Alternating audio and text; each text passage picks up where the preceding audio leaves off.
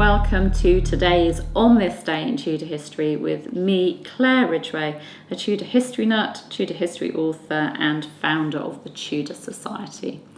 Now today I'm going to take you back to 1549, which if you can do some calculations in your head, you'll know is in the reign of King Edward VI.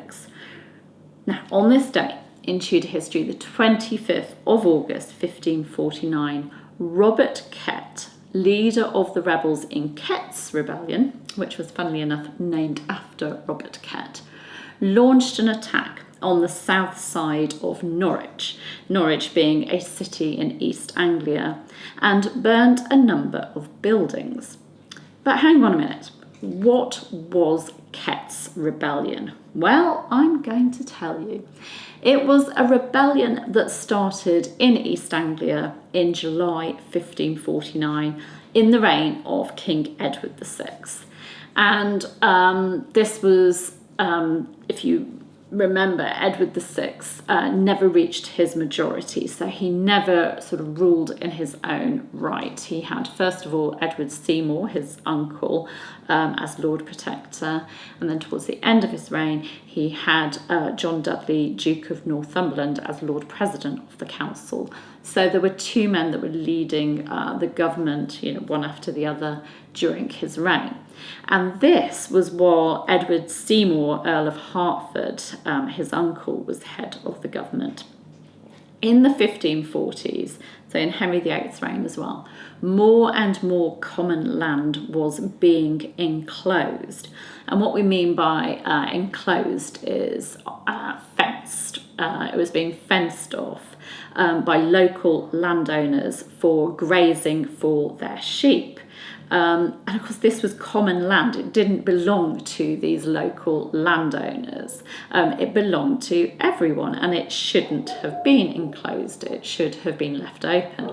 And it meant that villagers and small farmers didn't have as much land to graze their own sheep on. And so it ended up with people facing real hardship, because it really, really affected their lives. If your sheep haven't got anywhere to graze, then they're not going to be healthy sheep, are they? Edward Seymour, Lord Protector, was concerned about the greed of landowners and the impact that it was having on smaller farmers. And so he set up an enclosure commission to investigate and report illegal enclosures of common land. But unfortunately, only one commission actually went ahead. But Somerset's measures were enough to make the common people believe that the government was on their side. And so they set about tearing down the hedges and fences that enclosed the common land, thinking that the government, would support such action. In Norfolk, Robert Kett, a landowner who'd enclosed local common land for his own use, listened to rebels who came onto his land and was moved by their plight. So moved was he that he helped them remove the fences and hedges and decided, instead of carrying on enclosing land, to become a spokesperson and leader for their cause. On the 8th of July 1549, the protesters marched on the city of Norwich, picking up supporters on the way. By the time they set up camp at Mousehold Heath near Norwich, it's said that they numbered around 16,000. And they then drew up a list of demands or grievances, which came to the number of 29, and sent them to Lord Protector Somerset. On the 21st of July, the rebels received an answer from the King's Council. The message declared them rebels and offered them a pardon if they would, stop doing what they were doing, and they rejected this pardon. On the 22nd of July, the rebels attacked Norwich and took the city. Once in the city, they set up their own local government and began trying cases brought against landowners by commoners. Landowners who were found guilty of enclosing common land illegally were then imprisoned by this new commission that had been set up. And some of these cases were heard under an oak tree on Mousehold Heath that became known as the Oak of Reformation. The Marquis of Northampton was sent to win back Norwich from these rebels, but he was actually defeated by the rebel forces.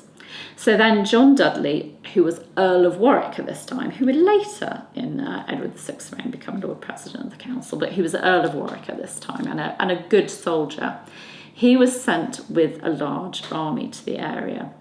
He set about fortifying the city gates, setting guards around the city and destroying Whitefriars Bridge to prevent the rebels entering the city. But on this day in Tudor history, the 25th of August, Kett attacked the southern side of the city and he set fire to a number of warehouses.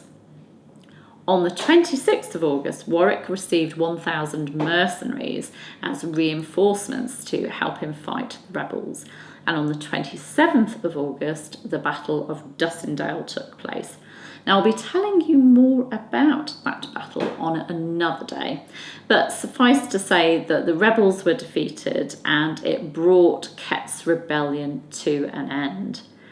Now, by the way, as history teachers Mr. Warne and Miss Cust point out on their excellent blog on Tudor rebellions for their students, Ketts Rebellion was not just about illegal enclosure of common land. The rebels had other grievances. There were other causes, including bad local government and religion. Miss Cust writes that 7 articles in Kett's manifesto contained more Protestant demands, that priests should preach and teach more, that priests live with aristocrats rather than with their flocks, and that they are grasping over tithes. They demanded that parishioners should choose new priests if their existing priest was not good enough. So there were religious complaints as well. It wasn't just about enclosure. It had there were far more causes than just enclosure. And I'll give you a link to Mr. Warne and Miss Cust's excellent blog article on the rebellion because it's well worth a read. But that gives you an overview of Ketts Rebellion and what was going on in 1549 and why these people rose up and took the city of Norwich. Thank you for joining me today. I love doing these daily videos. Getting rather sweaty at the moment doing them, but it is good to be here. Thank you for joining me. You can subscribe by clicking round about there. You can hit the bell to be notified as videos go live, and you can, of course, give this video a like as well. I will see you tomorrow with some more Tudor history. See you then. Bye-bye.